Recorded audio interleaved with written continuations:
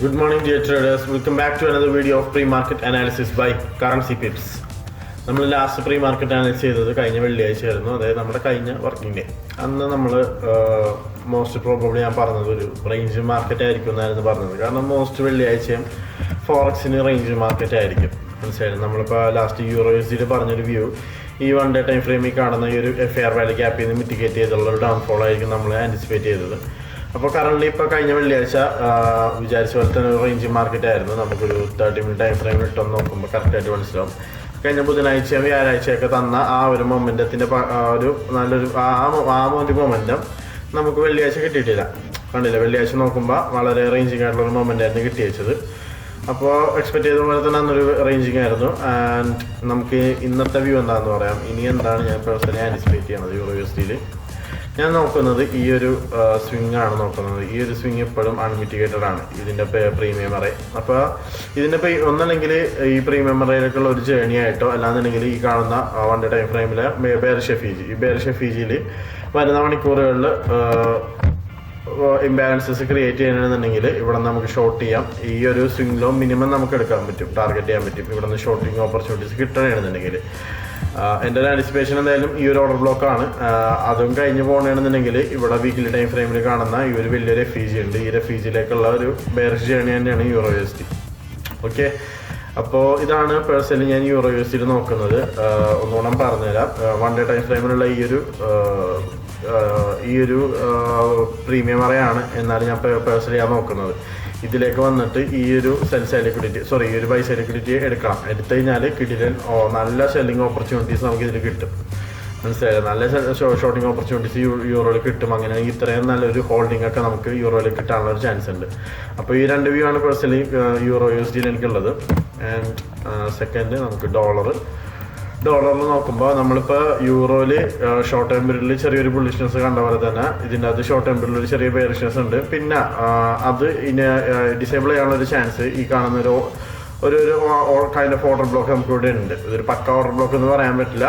But എന്നാലും buyers ഇവിടെ സ്റ്റെപ്പിനാവണമെന്നുണ്ടെങ്കിൽ 1 മണിക്കൂറുകൾ ബയേഴ്സിൻ്റെ ഒരു ഇംബാലൻസ് ഇവിടെ ക്രിയേറ്റ് ചെയ്യണമെന്നുണ്ടെങ്കിൽ നമുക്ക് ഈ ബെയറിഷ് FEG US ഡോളറിൽ ഡിസേബിൾ ആവുകയും ഇത് അപ്പാവുകയും യൂറോ USD ഫോളോ ആവുകയും നമുക്ക് ചെയ്യണം കാണാം. മനസ്സിലായി. അപ്പോൾ യൂറോ USD ട്രേഡ് ചെയ്യുന്നവർ ഡോളറും കൂടെ കീപ്പ് ചെയ്യുക. ഞാൻ എന്തായാലും ഡോളർ കീപ്പ് ചെയ്യുന്ന ഒരാളാണ്. നിങ്ങൾക്ക് അറിയാം, എൻ്റെ പ്രീ മാർക്കറ്റ് അനാലിസിസ് കണ്ടവർക്കൊക്കെ അറിയാവുന്നതായിരിക്കും, സ്ഥിരമായിട്ട് കാണുന്നവർക്ക് അറിയായിരിക്കും. ഞാൻ യൂറോ USD ട്രേഡ് ചെയ്യുന്നുണ്ടെങ്കിൽ ഞാൻ ഡോളറിൻ്റെ ചാർട്ടിനും അതിൻ്റേതായ ഇമ്പോർട്ടൻസ് ഞാൻ കൊടുക്കുന്നുണ്ട്. കാരണം ഏതിലാണോ ബെറ്റർ പ്രൈസ് ആക്ഷൻ വരുന്നത് അതിനനുസരിച്ച് ഞാൻ യൂറോ USD ട്രേഡുകൾ പ്ലാൻ ചെയ്യും. ഇതാണ് യൂറോ USD ഡോളറിൽ ഞാൻ നോക്കുന്ന പേഴ്സൺ വ്യൂ. ആൻഡ് ഫൈനലി ഗോൾഡിൽ പറയാനാണെന്നുണ്ടെങ്കിൽ നമ്മൾ കഴിഞ്ഞ ആഴ്ച മൊത്തം ബെയറിഷായിരുന്നു. നമ്മൾ ആൻറ്റിസിപ്പേഷൻ പോലെ തന്നെ നല്ല ഫോളുകൾ നമുക്ക് കിട്ടി. ആൻഡ് നെക്സ്റ്റ് ഞാൻ നോക്കുന്ന ഒരു കാര്യം എന്ന് വെച്ചിട്ടുണ്ടെങ്കിൽ ഒന്നല്ലെങ്കിൽ ഈ ഒരു പീഡിയോമെട്രിക്സ് അറിയാണ്ടല്ലേ, ഈ ഒരു പ്രീമിയം അറിയട ഇവിടെ ഈ കാണുന്ന സെൽ സൈഡ് ലിക്വിഡിറ്റിയിലേക്ക് മാർക്കറ്റ് എത്തണമെങ്കിൽ നല്ല ഷോർട്ടിങ് ഓപ്പർച്യൂണിറ്റീസ് കിട്ടും. അല്ലാന്നുണ്ടെങ്കിൽ 4 ടൈം ഫ്രെയിമിൽ കാണുന്ന ഈ ഒരു പ്രീമിയം അറിയല ഇവിടെ ഒരു റിജക്ഷൻ ബ്ലോക്ക് ഉണ്ട് 1 ഡേ ടൈം ഫ്രെയിമിൽ 1 മിനിറ്റ്. ഈ ഒരു റിജക്ഷൻ ബ്ലോക്കോ ഓർ 4 ടൈം ഫ്രെയിമിൽ കാണുന്ന ഈ ഒരു ബെയറിഷ് FEG ഇവിടുന്ന് എവിടെയെങ്കിലും സെല്ലേഴ്സ് നന്നായിട്ട് സ്റ്റെപ്പ് ഓൾറെഡി അവിടെ മിറ്റിഗേറ്റ് ചെയ്തിട്ടുണ്ട് ദിവസം തുടങ്ങിയപ്പോൾ തന്നെ.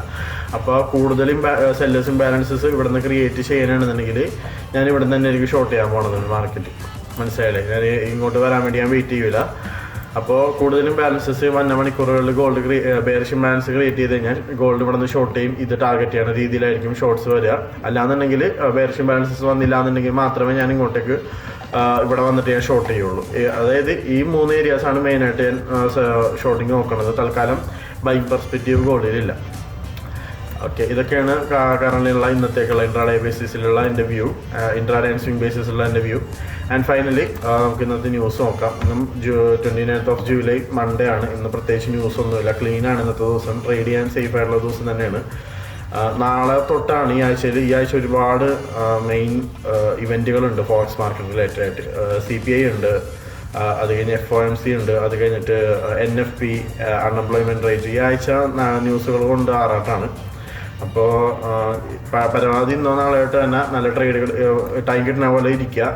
നാളത്തേക്കുള്ളിൽ ഡൺ ഫോർ ദ വീക്ക് ആവാൻ ശ്രമിക്കുക. കാരണം ന്യൂസുകൾ തന്നെയാണ് പ്രൈസ് റേഞ്ച് ആവാനുള്ള ഒരു പ്രോബിലിറ്റി ബുധനാഴ്ച വ്യാഴാഴ്ച ഒക്കെ കാണുന്നുണ്ട്. അപ്പോൾ ആ മെയിൻ മൊമെൻ്റ് വരെ മിക്കവാറും ന്യൂസ് കഴിഞ്ഞിട്ടായിരിക്കും. അപ്പോൾ ഞാൻ പേഴ്സണലി റെക്കമെൻഡ് ചെയ്യുന്നത് ഇന്ന് നാളെയായിട്ട് തന്നെ മാക്സിമം നല്ല ട്രേഡുകൾ ഫോക്കസ് ചെയ്യുക, ഡൺ ഫോർ ദ വീക്ക് ആവാൻ ശ്രമിക്കുക, ന്യൂസുകൾ ട്രേഡ് ചെയ്യാതിരിക്കുക. ഓക്കെ, ഞാൻ പേഴ്സണലി ആ ഒരു ന്യൂസുകൾ ചെയ്യാറില്ല. അപ്പോൾ ഇത്രയേ ഉള്ളൂ. അപ്പോൾ അടുത്ത പ്രീ മാർക്കറ്റ് അനാലിസിസ് വീഡിയോ ആയിട്ട് നാളെ കറൻസി ടിപ്സ് തന്നെയായിരിക്കും. അതുവരെ signing off house from currency tips.